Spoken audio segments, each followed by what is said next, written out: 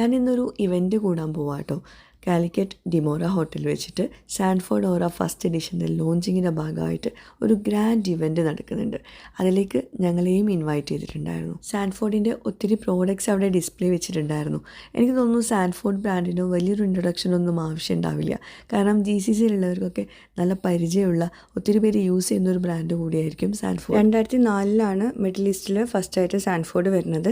ഇന്ത്യയിലാണെങ്കിൽ 2019. ഇനി ഇവൻറ്റിനെ പറ്റി പറയുവാണെങ്കിൽ ഇവൻ്റൊക്കെ നല്ല അടിപൊളിയായിട്ട് അവർ ഓർഗനൈസ് ചെയ്തിട്ടുള്ളത്.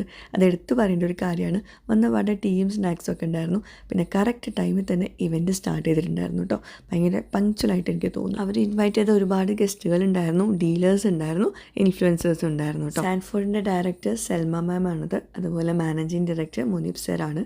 അപ്പോൾ ഇവരൊക്കെ പരിചയപ്പെട്ടതിലും ഒരുപാട് സന്തോഷം. ഈ ഒരു ഇവൻറ്റിൽ വെച്ചിട്ട് സാൻഫോർഡിൻ്റെ 2 പ്രോഡക്റ്റ്സാണ് അവർ ലോഞ്ച് ചെയ്യാൻ പോകുന്നത്. ഫസ്റ്റ് പ്രോഡക്റ്റ് ഒരു മിക്സർ ഗ്രൈൻഡറാണ്.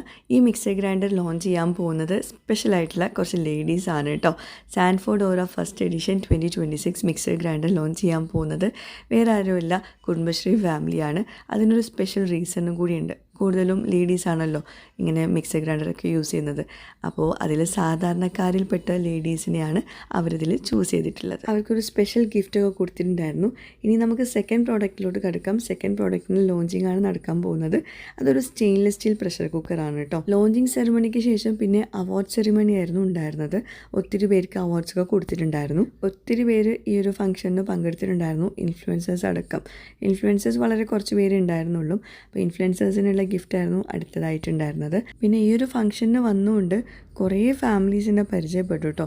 ഒത്തിരി പല സ്ഥലങ്ങളിൽ നിന്നും വന്ന ഫാമിലീസിനെ പരിചയപ്പെട്ടു. പിന്നെ നല്ല അടിപൊളി ബൊഫേയും ഉണ്ടായിരുന്നു കേട്ടോ.